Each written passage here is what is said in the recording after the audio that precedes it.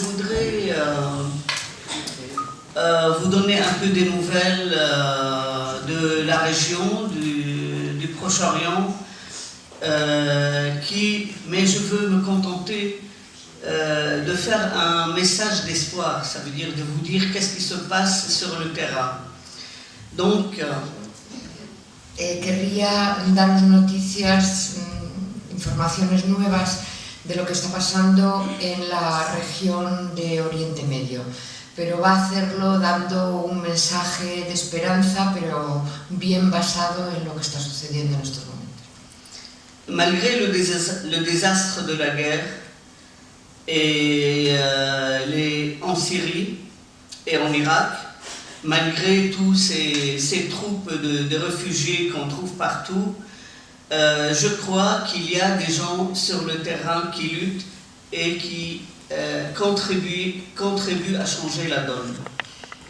A pesar de los desastres de la guerra en Irak y en Siria, a pesar de esas enormes cantidades de refugiados obligados a desplazarse, ella afirma que hay gente sobre el terreno que están luchando para cambiar los hechos.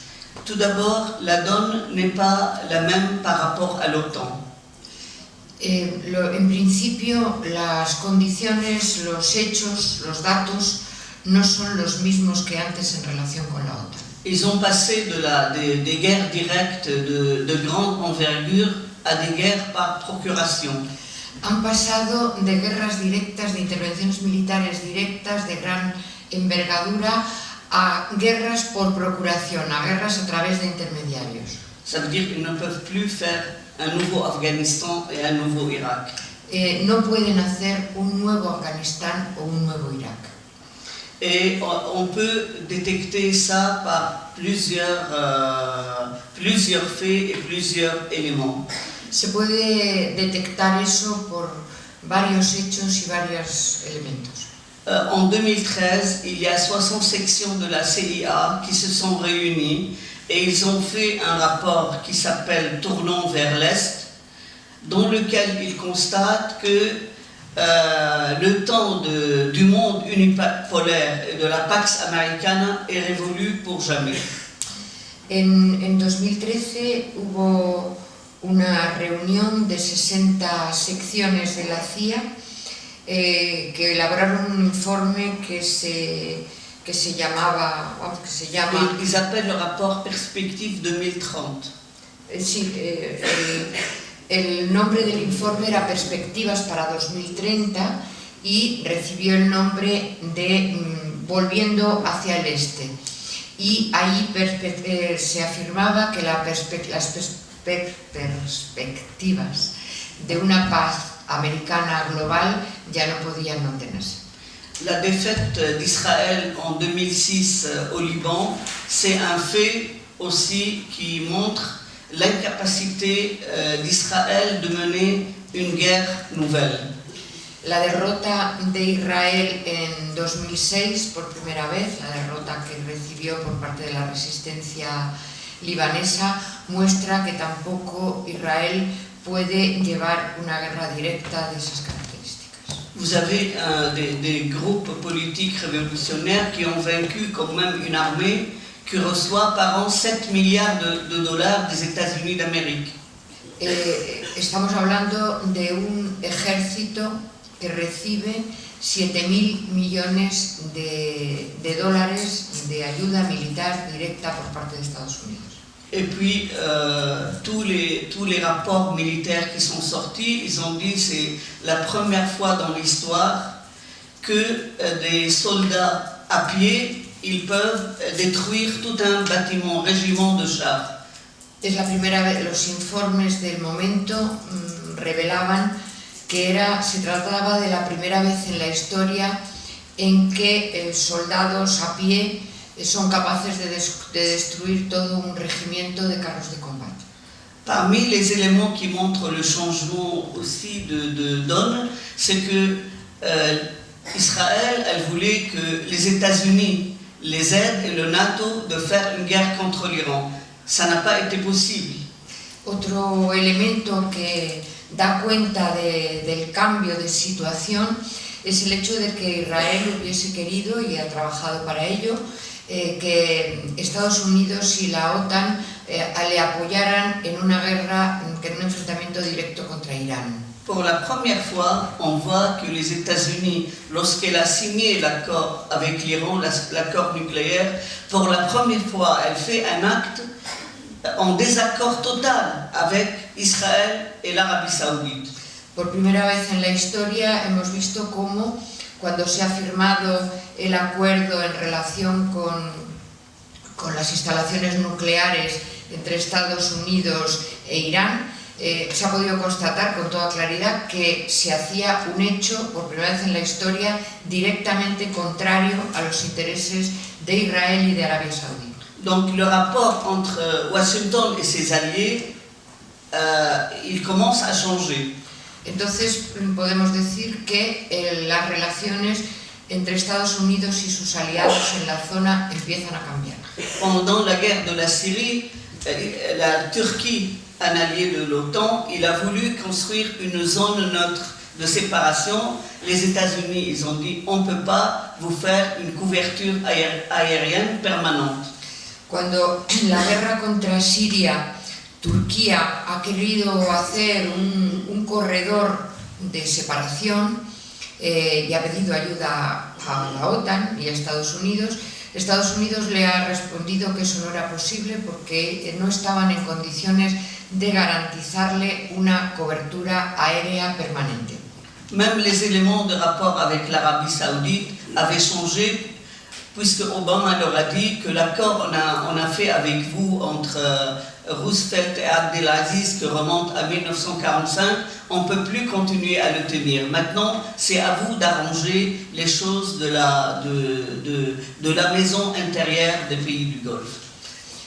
Incluso con Arabia Saudí, Estados Unidos le ha dicho que no pueden mantener con ellos los acuerdos que llevaban vigentes desde 1945 y les ha dicho que ahora les toca a ellos arreglar los problemas internos de la zona de los países del Golfo. L'intervention de la Russie en Syrie est un révélateur aussi très important du changement de la donne. La intervención de Rusia en Siria también es un elemento muy importante que revela los cambios en la situación. Puisque la conférence de Vienne qui a eu lieu la semaine dernière, elle avait affirmé les positions de la Syrie et de la Russie. La conferencia de Viena que ha tenido lugar la semana pasada, sus resultados refuerzan las posiciones de Siria y de Rusia. Où il a été retenu le caractère laïque de l'État, où c'était indiqué qu'il faut protéger la souveraineté de la Syrie, et où il a été décidé de combattre Daesh. En esos acuerdos se defendía el carácter laico del Estado sirio, el mantenimiento de sus estructuras estatales y el combate directo y unido contra Daesh, con el Estado Islámico. Et pour la première fois, il ne réclame pas directement le départ de Bachar el-Assad, puisque c'est indiqué dans les 9 points de la conférence de Vienne qui ont clôturé les travaux, qu'on laisse ça au vote du peuple syrien, au choix du peuple syrien. Por primera vez no se habla de la necesidad de que se vaya Bashar al-Assad, y en los 9 puntos de acuerdo de la conferencia de Viena, en todos ellos se reconoce el derecho del pueblo sirio a resolver sus propios problemas. Même l'accueil des réfugiés en Europe, ça fait partie d'une déclaration, d'une reconnaissance d'échec de la politique occidentale en Syrie. E incluso todo lo que tiene que ver con la acogida de refugiados sirios en la Unión Europea es la constatación del fracaso de su política. La Merkel, si elle a choisi d'accueillir des réfugiés maintenant, aussi c'était lié à la crise économique en Europe, parce que leur visage s'est sali beaucoup en Grèce, parce qu'ils ont affamé le peuple, ils se sont détournés complètement du peuple, ils voulaient se retaper une image humaine. Después, para la Unión Europea, todo lo que ha tenido que ver con los refugiados ha sido utilizado, esa cara humanitaria de la que con la que han querido taparse, tenía por objetivo ocultar la crueldad y la dureza con que se ha manifestado la Unión Europea en relación con Grecia. Et puis ils ont reconnu indirectement qu'ils étaient en train d'aider les salafistes en Syrie, puisque Fabius... Or, le chef... podemos acordarnos de que mientras estaban hablando de que Estado Islámico, Daesh son los integristas, que Al-Nusra era el moderado.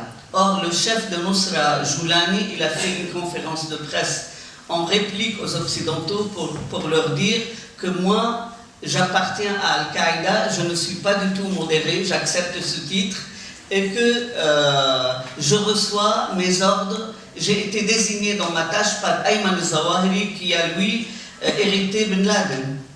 Bueno, yo los nombres de los jefes no los digo porque... Pero bueno, el contenido es el siguiente, que el jefe de Al-Nusra, él ha hecho, cuando le han dicho que él era de los moderados, él ha dicho que él no acepta ser calificado como moderado, que él pertenece a Al-Qaeda y que recibe directamente las órdenes de uno que no sé muy bien repetir el nombre, pero que es el heredero de Bin Laden. Donc le rapport sur le terrain, il a changé positivement en 2014-2015 du côté de l'armée syrienne. La correlación de fuerzas ha cambiado claramente en 2014-2015 a favor del ejército sirio. Parce que les armées de Daesh et de Nusra, ils étaient à 40 km de Damas. Toute cette région de Zabadani et de Ghouta a été complètement nettoyée à l'heure actuelle. Cuando ha habido momentos en que los atacantes estaban a 30 kilómetros de Damasco, ahora mismo podemos decir que las regiones de Ghouta y El Ghouta y Zabadani están completamente limpias de estos grupos.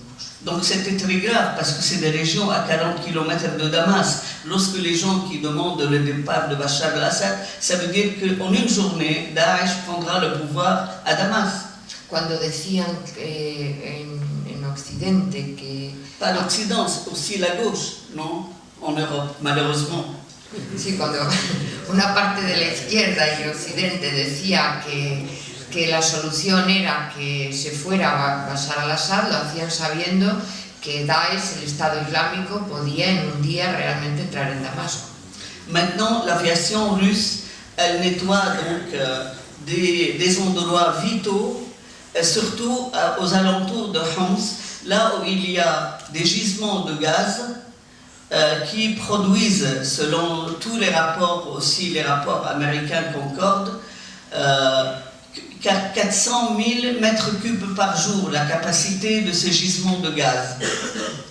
En estos momentos, la intervención del ejército ruso ha permitido dejar libres todas estas zonas que incluyen importantísimos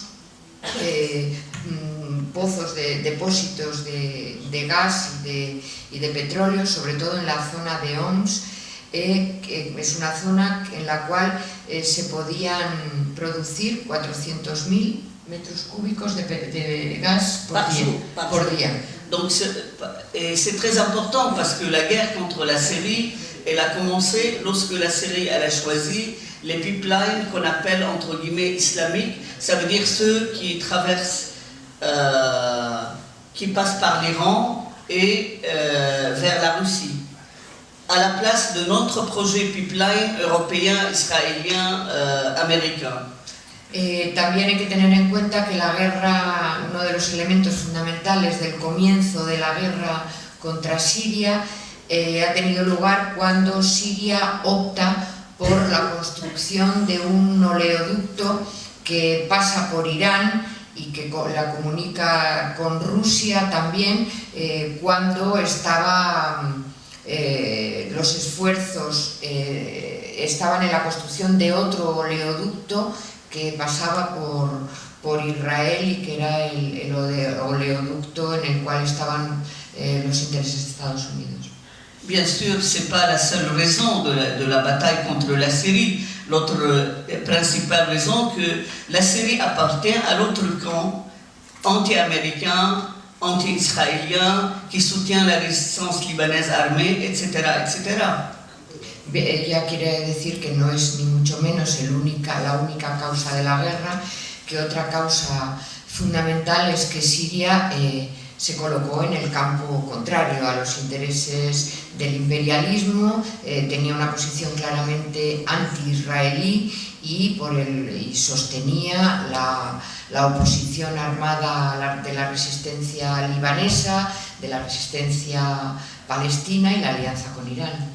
Et malgré toute la grande armada publicitaire utilisée en Occident pour populariser leur guerre éventuelle en Syrie, selon les sondages qui sont sortis ce mois-ci, 90 des Britanniques sont contre la politique de leur gouvernement en Syrie, 85% des Français, selon des sondages qui sont respectables, sauf Presse et autres, ils sont contre la politique française en Syrie, contre le départ forcé de Bachar el-Assad.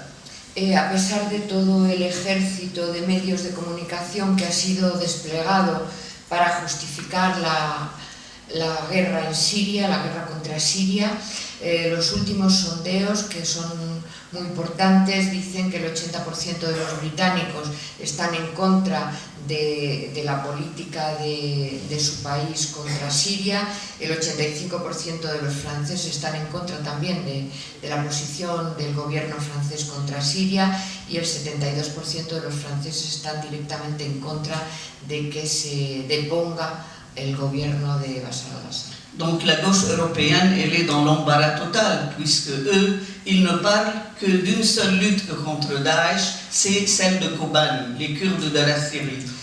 Por eso una parte de la izquierda, o gran parte de la izquierda europea, está completamente enfangada, porque ellos solamente hablan de una sola lucha legítima, que es la lucha de los kurdos en Kobani. Donc, mais Kobani, elle a pu gagner la guerre pas grâce aux langues pendues de la gauche ou d'autres.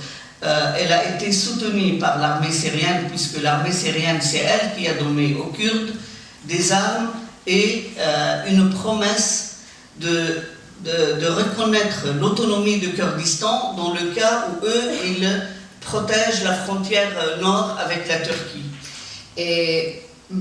La lucha de los kurdos de Kobane y la victoria de los kurdos de Kobane no se ha debido al sostén de ese tipo de izquierda europea, sino que el elemento fundamental ha sido que el ejército sirio le ha dado armas para defender su zona, y la promesa del reconocimiento de la autonomía del territorio del Kurdistán sirio, en la medida que mantuviera una línea de protección, una frontera defendida frente a Turquía. Et puis à Beyrouth, j'ai assisté à une réunion entre Saleh, le chef de PKK, avec Hezbollah, où il a été promis de donner des fusées pour aider les Kurdes. Donc c'est ça les aides sur le terrain. C'est ça le travail sur les terrains, c'est pas les... Ella cuenta que ella ha asistido en Beirut a un encuentro entre el secretario general del PKK y la dirigencia de Hezbollah, en la cual Hezbollah se ha comprometido a proveer a los kurdos de misiles para que pudieran fortalecer su resistencia. Esa es, dice, sobre el terreno, los elementos fundamentales que fortalecen las relaciones entre los pueblos y que explican la victoria de Kobani. L'armée syrienne, elle a perdu dans la bataille contre Daesh et al-Nusra 70 000 hommes, ce qui n'est pas négligeable. El ejército sirio ha perdido en la batalla contra Daesh, el ejército islámico, y al-Nusra, 70.000 hombres, cosa que no es de despreciar. Et c'est aussi pareil pour Hezbollah. Je ne donne pas les chiffres pour des raisons de sécurité, mais vous allez visiter tous les villages du sud Liban, vous allez voir les affiches de tous les martyrs qui s'affichent, des gens qui ont été combattre la barbarie de Daesh. En el caso de Hezbollah la situación es semejante, ya no da cifras de muertos por razones de seguridad, pero si uno va por los pueblos del sur del Líbano puede ver en cada casa los pósters, las fotos, las ampliaciones de fotos de prácticamente en todas las familias de mártires que han caído en la lucha en Siria contra el Estado Islámico. Et ce n'est pas pour les gens qui viennent du sud Liban. Luchando por Palestina y no luchando por unas confesiones religiosas bárbaras como lo está sucediendo en este momento. Je voudrais dire aussi deux mots de l'intifada al-Aqsa en Palestine. Ella va a hablar ahora de la intifada al-Aqsa en Palestina. Donc c'est une chose très positive. C'est la 3e intifada et à laquelle ils participent tous les âges, les hommes, les femmes, les enfants. Se trata de la tercera intifada que tiene una gran importancia en la que participan todos los hombres, las mujeres y los niños. Et c'est très important parce que pour la première fois on voit que le peuple palestinien il est réuni à nouveau au-delà des divergences entre Abu Mazen en Cisjordanie et le Hamas à Gaza. Es muy importante porque es la primera vez que se ve al pueblo palestino unido, más allá de las diferencias entre Abu Mazen en Cisjordania y Hamas en Gaza. Donc c'est des enfants avec des petits couteaux, des canifs ou bien des pierres qui font leur intifada en bravant une aviation. Les autres, ils frappent par aviation la population. Realmente se trata de chavales que utilizan cuchillos pequeños, navajas o piedras, mientras Israel lo que está haciendo es bombardear directamente desde los aviones. C'est pour ça que les Palestiniens ils ont choisi un mot d'ordre pour l'intifada. Les héros, les braves sont les lanceurs de pierres et les lâches sont les lâcheurs de bombes. Por eso la consigna de esta intifada que han elegido es que los valientes, los bravos, son los que lanzan piedras y los cobardes son los que lanzan bombas. Et là aussi, on a vu que l'opinion publique internationale, le mouvement de solidarité internationale, il est plus que jamais avec l'intifada et que Israël est plus que jamais haï partout dans le monde. Y también se ha visto que el movimiento de solidaridad internacional con Palestina está más vivo y más fuerte que nunca, sosteniendo Palestina, y que Israel está más solo y más odiado que nunca. Il y a eu même des manifestations des juifs américains à New York contre le fait qu'Israël massacre des enfants. Incluso ha habido manifestaciones de judíos estadounidenses rechazando las masacres de Israel realizadas sobre niños palestinos. La campagne BDS est plus forte que jamais. On a eu un appui de 1500 personnalités du monde intellectuel à Londres, une pétition qui a été signée par 1500 personnalités qui appellent au boycott d'Israël. La campaña de boicot y desinversiones es más fuerte que nunca. Ella habla de una campaña que se lleva a cabo, en relación con esto, que se ha puesto de manifiesto, se ha publicado en el Reino Unido, donde 1500 personalidades apoyan y se solidarizan con la campaña de boicot de Israel. Et enfin, à Paris, la semaine dernière, il y a eu une manifestation de 300 000 personnes en appui à l'intifada qu'on a appelée la manifestation de la dignité. En París ha habido la semana pasada una enorme manifestación de 300.000 personas en apoyo a la intifada palestina que se ha llamado la manifestación de la dignidad. Décidément, le mot dignité, il devient un mot-clé de nos jours.